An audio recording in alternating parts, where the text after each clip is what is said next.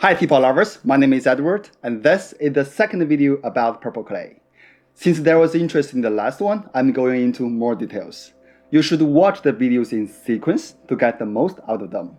If you wish more videos like this, please like my video, comment below, and subscribe to my channel. Last time we talked about the complications related to purple clay's name, the ore types, and where the various colors come from. Again, watch the first video before this one. And in this video, we will focus on what exactly Zi Sha is and what makes it so special for brewing tea. Let's cut to the chase and dive into the dirt.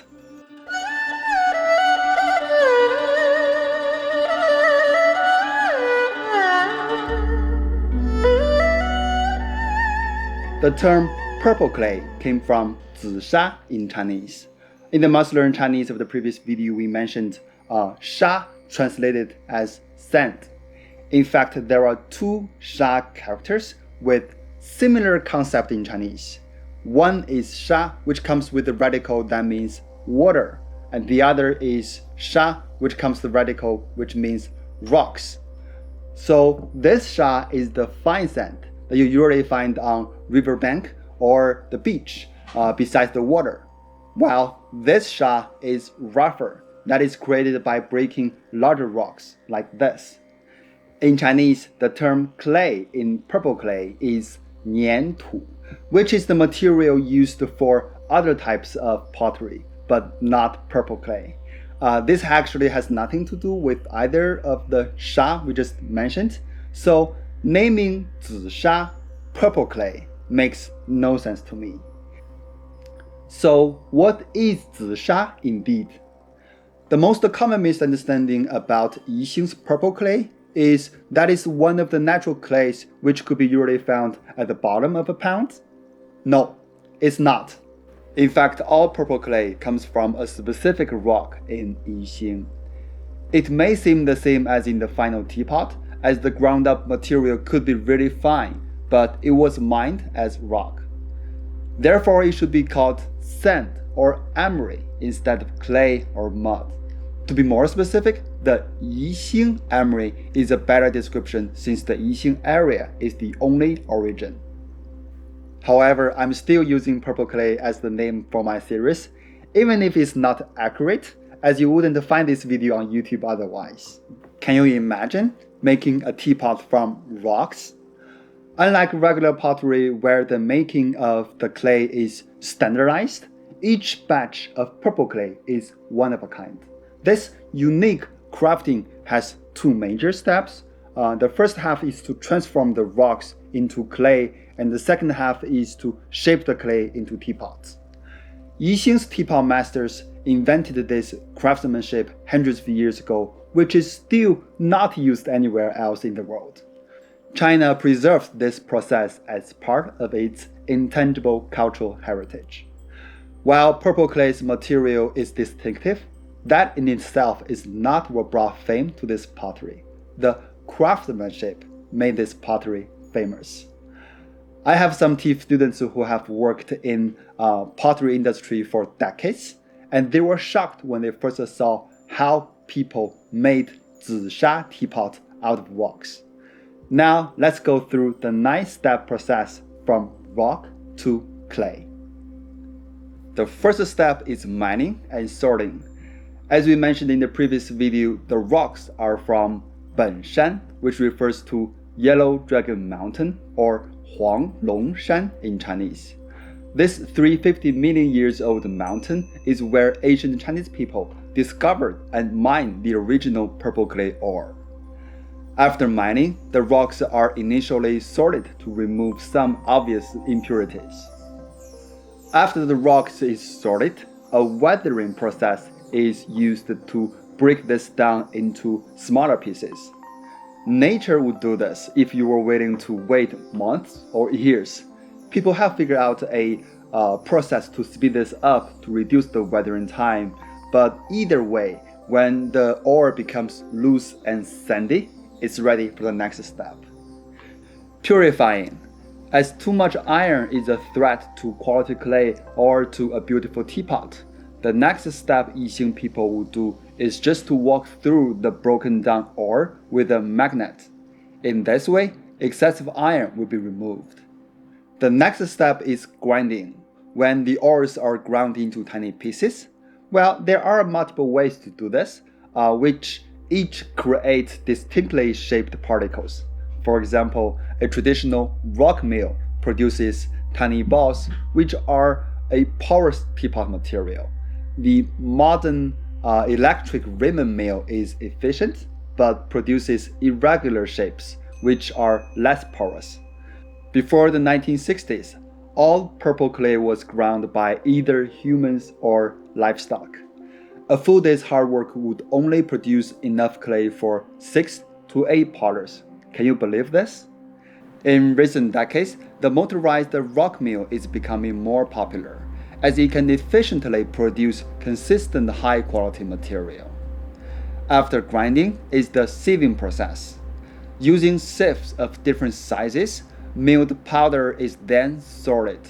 The larger particles can be as large as 0.3 mm in diameter, which feels grainy in your hand.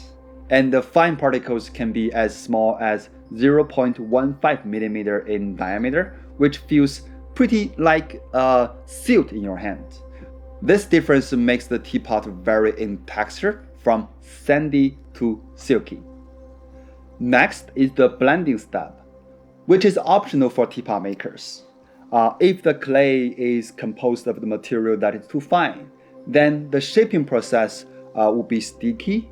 The teapot will shrink more during the firing and more will be broken, which result in less produced.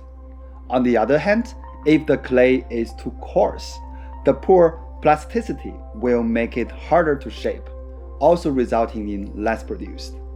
Usually, each artist or studio would have their own favorite clay type or a unique house blend of clays. This is a part of what makes each artist's teapot the texture and the color distinctive and special. When I was initially interested in purple clay teapots, I became obsessed with some of them, like they had a smooth texture, but you can see the large particles in it. This trick was their house blend. After blending is the step of adding water. Local people usually prefer rain or purified water to create a well-mixed dough. But if you think this is ready to use, like to make a teapot, nope, not yet. Now is the step of hammering. The purpose of the hammering is to distribute water evenly in the dough while excluding the air bubbles. This job had been done manually with a hammer for hundreds of years.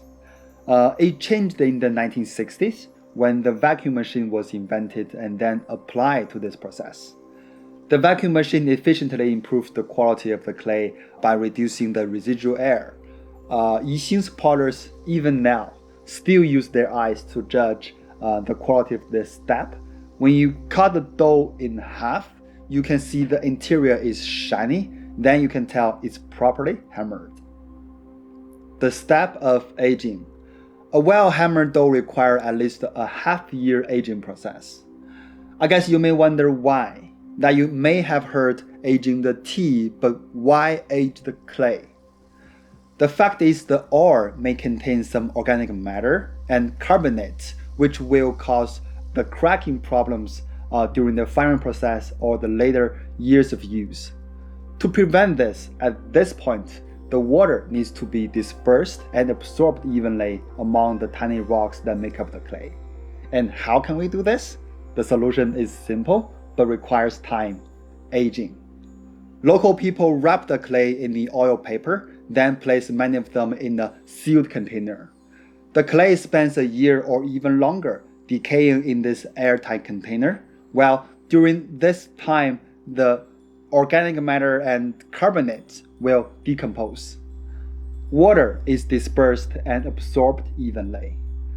The aging process improves plasticity, which allows potters to create more complex design. Finally, we have our finished clay.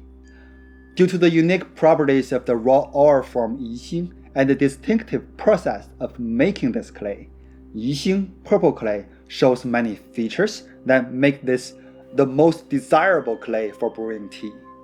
Now that you know more about the production of the wonderful clay, I believe that you will understand the following features better. They include, first, malleability, which has allowed craftspeople to develop techniques of making teapot entirely by their hand. The ideal plasticity helps create art that expresses the soul of the artist, which is beyond what the machine can do. Second is porous quality.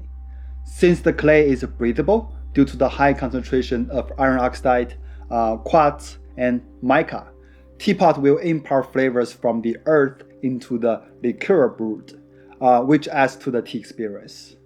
The third feature is called the lustrousness. The unglazed surface helps the teapot to absorb the tannin in the tea to build up on both interior and exterior after prolonged use.